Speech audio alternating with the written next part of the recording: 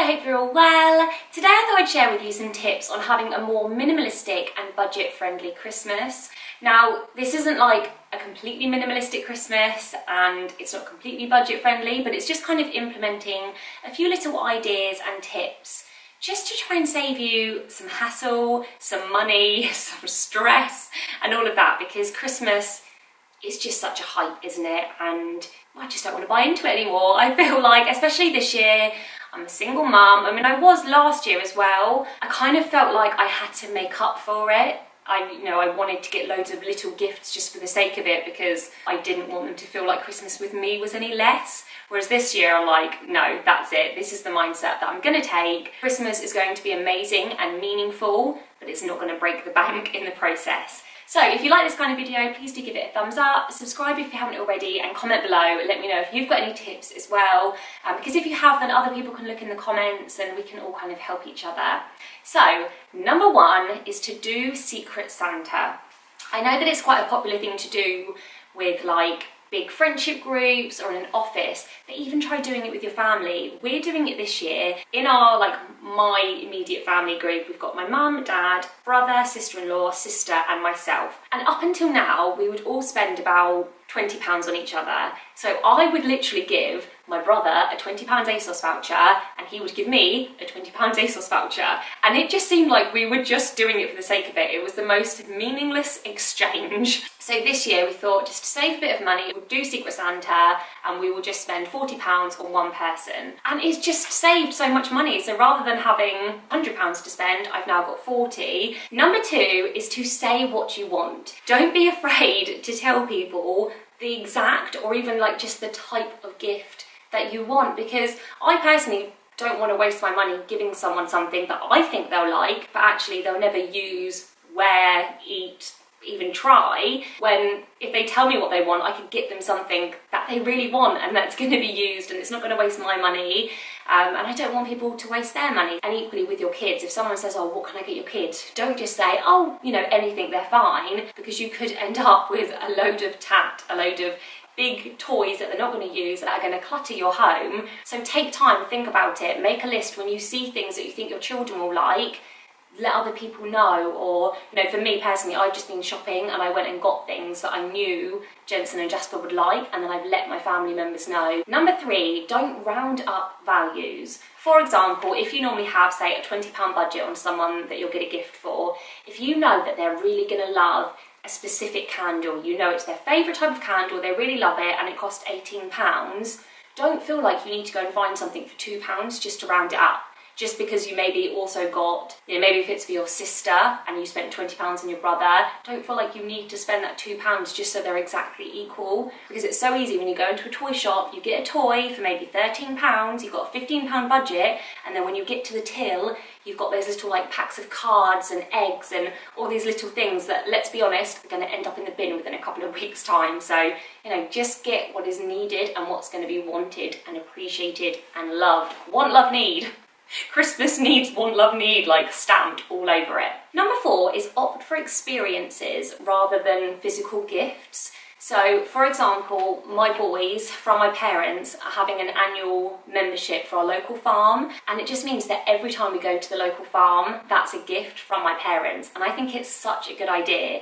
You could do that for your local zoo, you could have a National Trust one, local theme parks, or even tickets to go to the cinema, to go and see a show, to go ice skating, rock climbing, something that you can enjoy with that person. And also, if say you've got a group of friends, maybe it's like the NCT mums, your old school friends, rather than getting gifts for everyone, why not just say, let's all go for a lovely Christmas lunch, or with the girls, all go for a night out together, or all take the kids to the farm, the zoo, the park, something like that, and just all put your money into the experience and spending time with each other rather than all getting each other gifts. Number five is, once your friends or maybe family members have had children, maybe set a rule that you just get gifts for the children. So for example, in our family, from aunties and uncles and things like that, me, my brother and sister get gifts every Christmas until we have children, and then the kids get gifts instead. Number six is to do joint presents.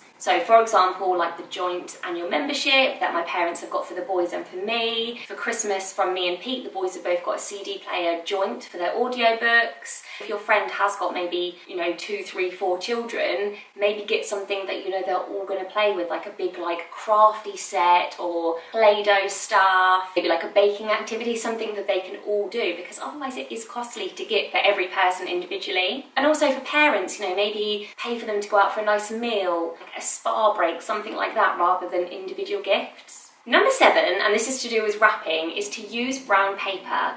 It is so much better on the environment and it's cheaper as well. And I think it looks lovely. I've been doing this probably the last 2 years I did it, and so it'll be 3 including this year. And that's just using brown paper from the post office. You can get it in supermarkets. I feel like it's becoming a bit of a trend now, so you'll be able to get it from a lot more places. And we've done it where we stamp, we've done it where we decorate the paper, and I've done it where I've kept it very simple. I've just used like a bit of raffia to tie up, maybe like a sprig of like Christmas tree or something. And I've also done it with Jasper. We've done like thumbprints, we've coloured the paper in and painted it and stuff like that. And it just makes for a much more affordable and environmentally friendly way of wrapping, because wrapping paper literally goes straight in the bin. So it might as well be something that's gonna be good to the environment and not gonna cost you an arm and a leg. Number 8 is to make your own cards. I mean, you could do this so cheaply. You could do it with just like plain paper, a big multi-pack of card, and get your child to decorate. You know, if you've got a little one, you could do handprints. There are so many cool designs that you can do. You can find loads on Pinterest. But I went to Sainsbury's the other day and I got a pack of 10 just plain white cards already folded with the envelopes for £2. And I just think if you were to go and get a mum card, a dad card, granddad, grandma, all of that, you're looking at about £2 each anyway. And then I just got the little pre-made multi-pack ones for Jasper to give to all of his friends. Number 8 is to buy multi-packs. When you've got, say, 30 children in your child's class and they want to get for all of them, or maybe you've got your NCT friends, like all of their children, or you've just got like a lot of nieces and nephews, go out and buy multi-packs, like big boxes of pencils with erasers already on them, multi-packs of toy cars, dinosaurs. It could be a set of 3 books, and that could be 3 different gifts for 3 children. Number 10 is to shop around. So obviously you've got your high street shops, you've got online. I use Amazon a lot, but something else that I did this year is I looked on Marketplace. So for Jensen's main present, he's got this Leapfrog ice cream van set. Oh, it's just gone really dark.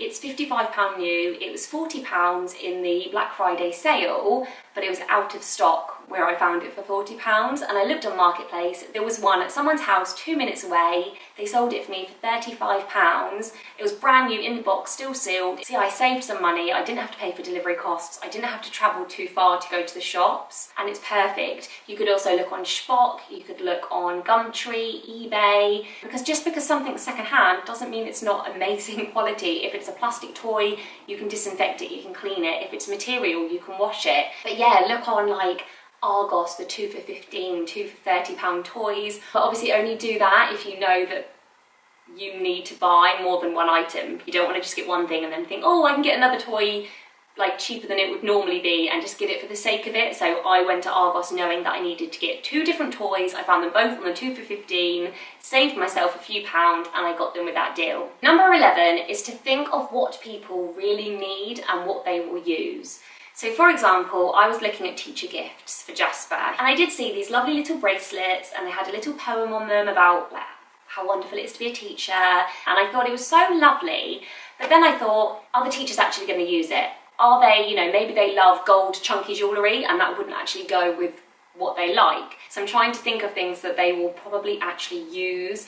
And then I thought of a bath bomb, and then I thought they might not actually have a bath. So maybe like, I don't know, a nice candle. Everyone loves a candle, don't they? Yeah, I just think there's no point in getting something because I feel like I'm getting mum points for getting something really nice and Pinteresty that isn't actually going to be used. And lastly, number 12 is to re-gift. If you have got something that is still good quality, good working order, and you know that someone would love it, give it to them for Christmas or their birthday. I'm giving Jasper my old pencil set. He absolutely loves crafting, and this is like It's a pencil set in a really nice tin. They're really nice quality pencils. And I just think rather than going out and buying him new pencils when I've got these ones lying around that I'm not going to use, so otherwise I will just give them to him anyway, rather than them ending up in the bin or charity or something like that, I'm just going to give him those for Christmas. And also for Jensen, he really loves playing with my camera. And I thought about getting him the VTech one. I think it's like £50 for a kid's digital camera.